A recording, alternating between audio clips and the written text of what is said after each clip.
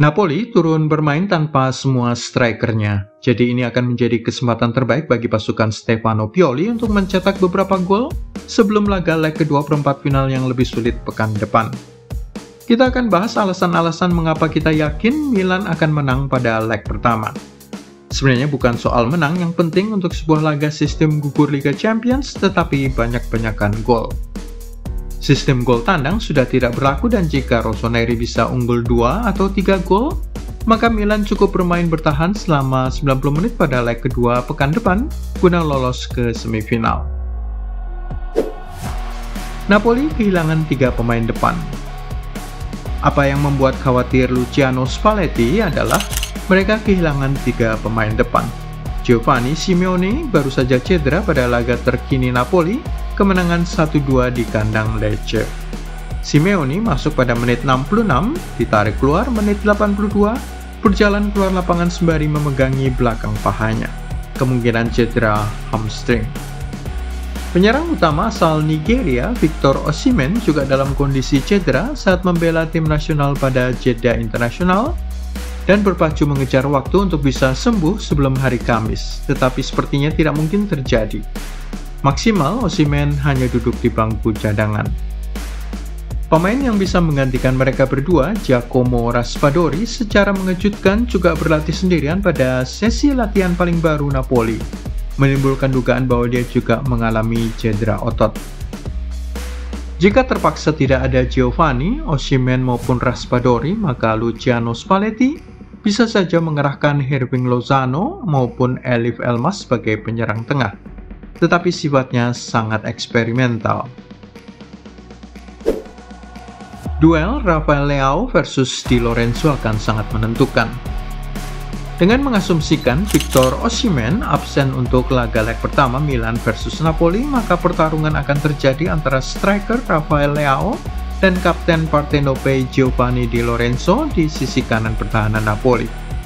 Dalam pandangan Fabio Capello, duel-duel dua pemain ini akan merepotkan sang bek Napoli itu dan menghadirkan sedikit keunggulan bagi Rossoneri. Situasinya 50-50 kata bekas manajer Milan pada 2 periode terpisah itu. Tetapi jika Osimhen bisa turun bermain sejak menit pertama, maka Napoli lebih dijagokan akan unggul serta mencetak gol lebih banyak. Bagaimana strategi permainan Pioli versus Spalletti? Kedua orang Italia ini adalah dua pelatih paling cerdas yang pernah ada. Keduanya saling mengalahkan satu sama lain, khususnya 4 head-to-head terakhir saat Napoli di bawah arahan Spalletti menang 2 kali tandang di San Siro, dan Stefano Pioli serta anak buahnya menang pula 2 kali tandang di Stadio Diego Maradona. Pioli mengamati permainan Spalletti dan kesukaannya untuk mengerahkan 1-2 ekstra pemain di depan guna membantu serangan, sehingga dia memutuskan untuk memulai laga di Naples dengan umpan-umpan panjang ke arah Olivier Giroud yang terbiasa berlari dan terhubung dengan bola. Namun gol-gol Milan datang dari permainan cepat, terutama sekali gerakan dari Rafael Leao untuk gol pertama dan ketiga, 1 gerakan cerdik dari Brahim Diaz di dalam kotak, dan 1 sisanya dari Alexis Saelemaekers. Resep Pioli akan tetap sama untuk pertemuan Liga Champions mereka pekan ini, menunggu semua pemain Napoli maju sampai setengah lapangan sebelum mengirim bola melalui kerjasama 1-2 Rafael Leao dan Ismail Benacer atau Theo Hernandez di sisi kiri lapangan.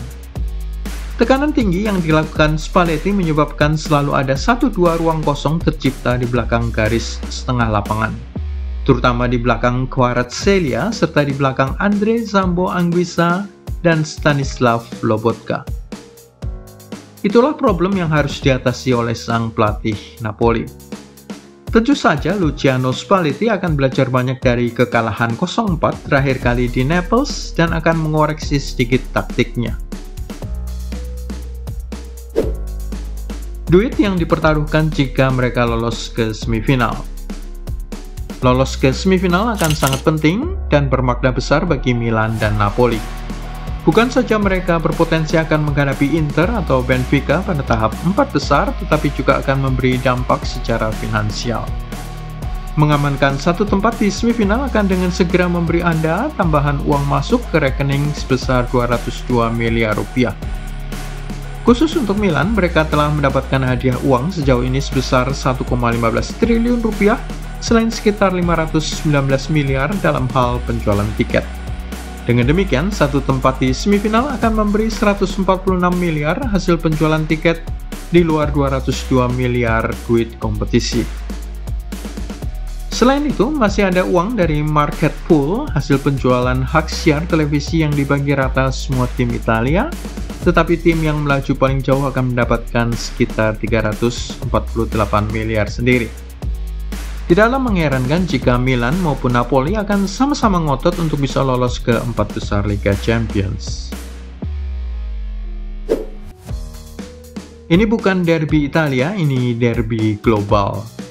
Mengapa disebut sebagai derby global? Karena kedua tim pada laga hari Kamis dini hari 13 April akan melibatkan pemain dari 24 negara dan 4 benua.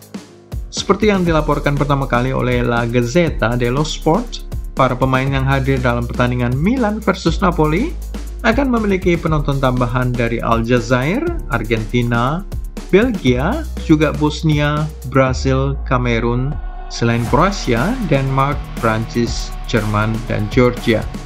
Lalu juga Inggris, Kosovo, Makedonia Utara, Meksiko, Nigeria, bahkan sejauh Korea Selatan akan ikut memasang televisi untuk ikut nonton, selain Norwegia, Polandia, Portugal, Senegal, Slovakia, Spanyol, dan juga Uruguay. Siapa misalnya? Tengok misalnya Kim Min Jae asal Korea Selatan. Jumlah penggemarnya di negeri itu tidak sedikit dan pasti ikut nonton pada Kamis dini hari. Ada pula Kvitsia Kvaratskhelia dari Georgia, sebuah negara yang terjepit di antara perbatasan Rusia dan Iran-Irak. Pemain andalan Milan dan Napoli. Olivier Giroud dengan 4 gol Liga Champions, selain 8 gol Serie A pasti dimainkan sejak menit pertama untuk kubu Milan. Juga 4 pemberi assist terbanyak dari Rossoneri, yaitu Rafael Leao, 6 assist di Serie A, 2 di Liga Champions, serta Giroud, Sandro Tonali, dan Theo Hernandez dengan 6, 7, dan 5 assist masing-masing. Sementara itu dari kubu Partenope, Kvaratskhelia dengan 14 gol di semua kompetisi menjadi pemain paling produktif setelah Victor Osimhen. Peter Zielinski dan Elif Elmas dengan 7 dan 6 gol akan menjadi andalan berikutnya. Bagaimana pendapat Anda? Siapa dari Milan atau Napoli yang akan berhasil lolos ke 4 besar Liga Champions? Tulis komentar Anda serta jangan lupa klik like, subscribe, serta tandang loncengnya.